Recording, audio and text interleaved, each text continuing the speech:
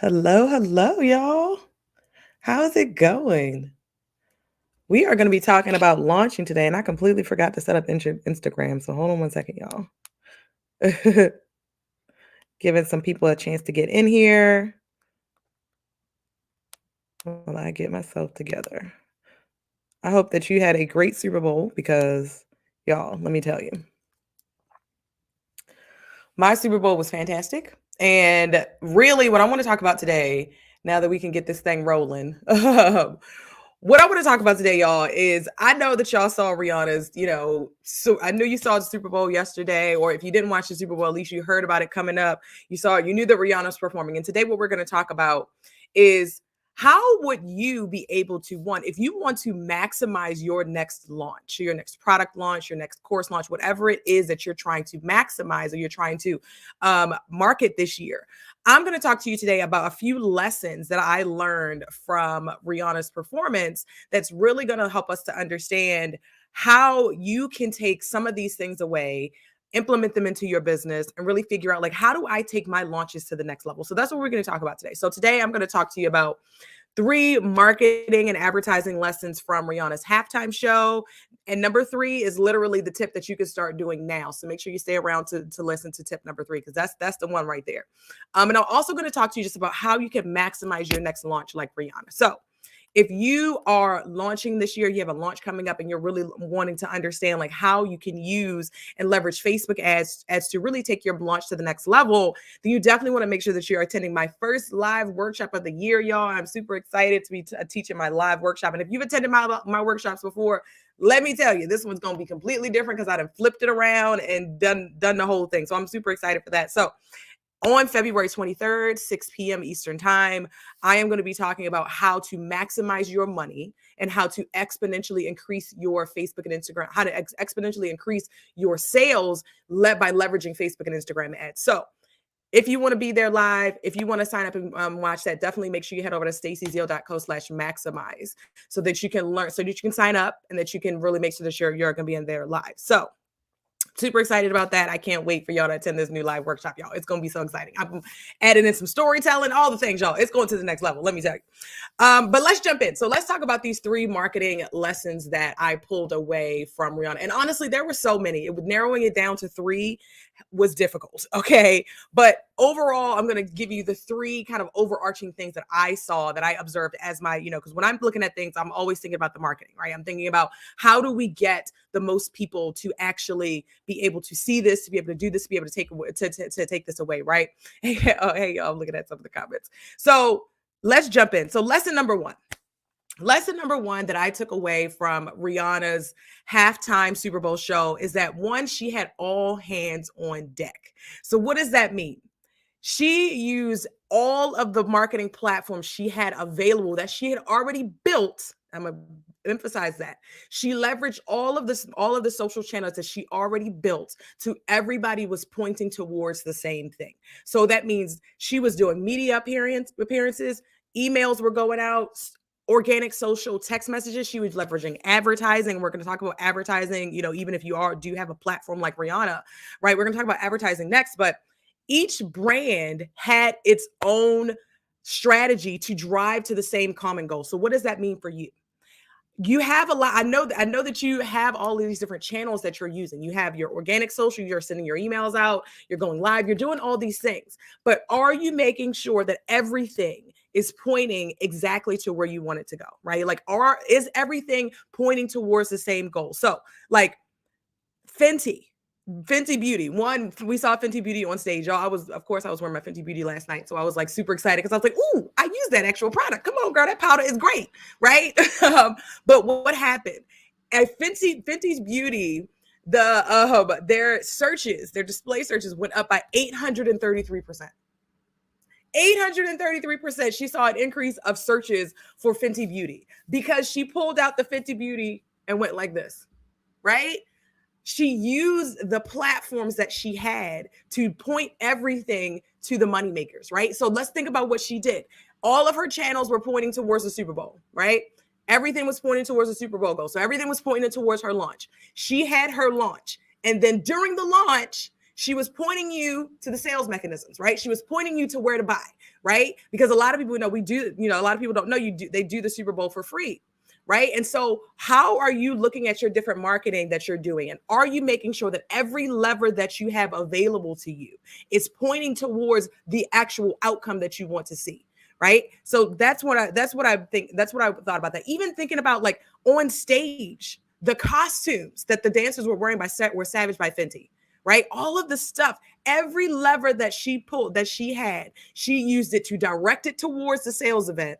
And then at the sales event, she took the time to actually direct it to every product that she actually had, or every different brand that she had. So everything she had was highlighted. So that is something that I want y'all to think about. Like, what levers do you already have in your business that you can use for your next launch, or you can use to, the next time that you're actually launching something? How can you diversify what you're doing? Right? How can you lean on, like, so if you're using organic social, for example, and we're going to talk about ads in a second, but if Facebook is where you're getting most of your people to sign up for your workshops, to, download your freebies, all that kind of stuff, why are you not running ads on Facebook? That's my question. Leave it in the chat. Because if organic social is working for you, right, it's actually driving a lot of your money. You're leaving a lot of money on the table by not advertising on these platforms, because essentially all you're doing when you're advertising with Facebook is saying, hey, I just want you to show this to more people that will like this, without me having to actually rely on the algorithm showing it to people who are only connected by a certain couple of dots, right? It's actually you saying, like, I'm actually going to pay to get this in front of people. And so that's the second lesson that she used, is that she leveraged paid ads despite the fact that she is Rihanna. Okay. She is a world star, superstar. She has these brands. We know the brands. We've heard of them, right? We all know what she has going on.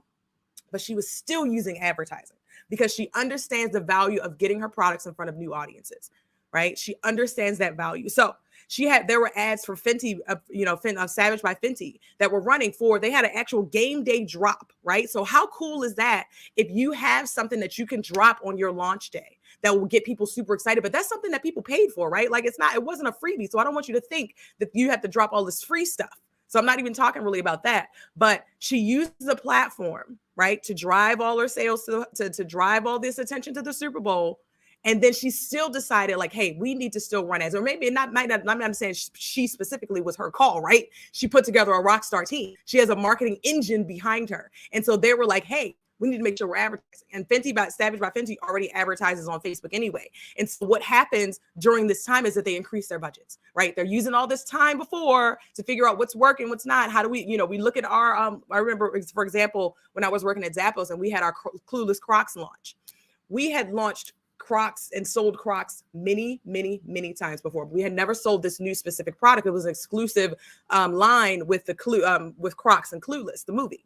And so it was very nostalgia. They were coming out with that kind of thing. So we decided we had to figure out, okay, we're running ads for this to support this launch. And so what we decided to do, and what we did, is we didn't actually just go start from the ground up, right? We went back to our playbook to say, what has worked for Crocs before? How do we make sure that we learn from what has worked before so that we can use it for this new product launch? So what have you learned from your last launches that you can then use for your next ones, right? All of marketing is about learning. It's about testing. It's about understanding what works and figuring out what works, and then pushing on that and pulling that lever as much as you can. So if you're finding, for example, that organic social is working for you, if Facebook works for you, Instagram works for you, how can you maximize what you're doing on Facebook and Instagram? Ads are my preferred way, right? You could try posting 17 reels a day. If you like, if that's your ministry, go for it. Me, I'm going to run ads, and I'm teaching my clients that we can run ads, right? So it's about maximizing the channels that you're using. It's about understanding that advertising is a maximizer. It's an amplifier, right? It's a way to take what you're doing and get exponentially more eyeballs on it. So understanding that during your launches, when you're leading up to things, how can you maximize what you're doing with ads? How can you get more people into your funnel? How can you get more people into your freebies? How can you get more people into your workshops, right? And how do you do it on a platform that you already know works? That's the key there. You already know this platform works for you.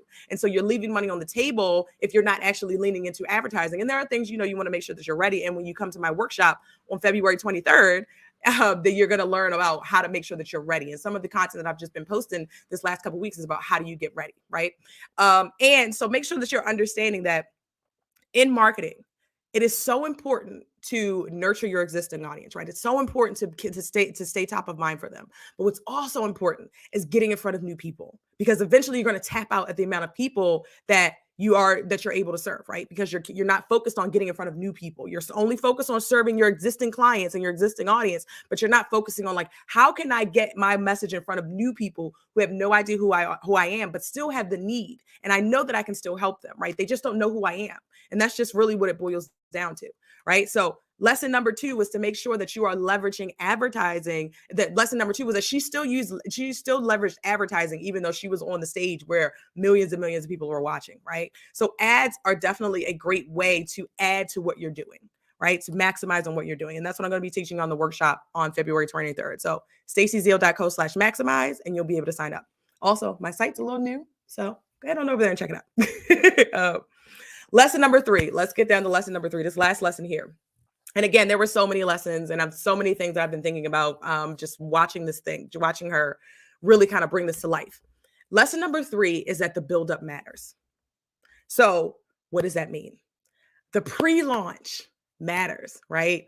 What you're doing to build up momentum to where you're getting to the ultimate goal matters. So for example, as we were leading up to the Super Bowl, what was happening? She was doing more media appearances. And, she hasn't been here for 6 years. So her team had to take into the account that she has not performed live in 6 years, right? And so what were they doing? They were trying to get people back into that, oh my gosh, I miss Rihanna mode. And me, I was one of those people, right? I love Rihanna. I've always loved Rihanna. She's been kind of, off, gone, right? She's been doing her thing, living her life, building her brands. That's beautiful. But I hadn't really listened. I have, some of her songs in my playlist here and there, but they aren't, I'm not listening to anti, right? It's not top of mind for me. But what happened? Apple Music, one of her partners, and that's another lesson that I could go into, is leverage. That one almost made the cut, was leveraging your partners, because she used her partners very, very well. And Apple Music, they sponsored the halftime show. And so what were they doing on their end, right? They put out a whole page on Super Bowl, Rihanna's music. They had a whole thing on Apple Music. As soon as I opened it up the other day, it was like, oh, leading up to the Super Bowl halftime, listen to Rihanna's music. And so what have I been doing the last few days? I've been listening to Rihanna Essentials playlist. I've been listening to Anti. I've been listening to all her stuff. I was listening to it right before I came on this live, right? What they did was they used that opportunity to make me fall back in love with her. They used that pre-launch, runway before the halftime show. Yes, I was going to watch the halftime show anyway, because I love her. Yes. But her music streams were going up, right? So she's making money off of these music streams leading up to the halftime show. Why? Because they're actually, they're using it as a way to get you back to fall in love with her. So understand what you loved about Rihanna. So you're listening to her music again. She's top of mind. You're watching the halftime show. She's top of mind, right? So all of that kind of stuff, music streams, clothing drops, upping your social, doing more media appearances, increasing your ad budgets, all of these kinds of things matter if you want to make sure that your launch is as successful as possible, right? So the pre-launch, the build up matters. So don't discount the fact that, like, for example, for me, like, I've been working with my coach and she's been helping me with my pre-launch. What have I been talking about these last couple of weeks? How to get ready for Facebook ads. How to know if you're ready, who's going to run your Facebook ads. So that way, when you come to my workshop on February 23rd, you're not going to have to ask me, well, Stacey, who should run these ads? You already know, because I've already told you.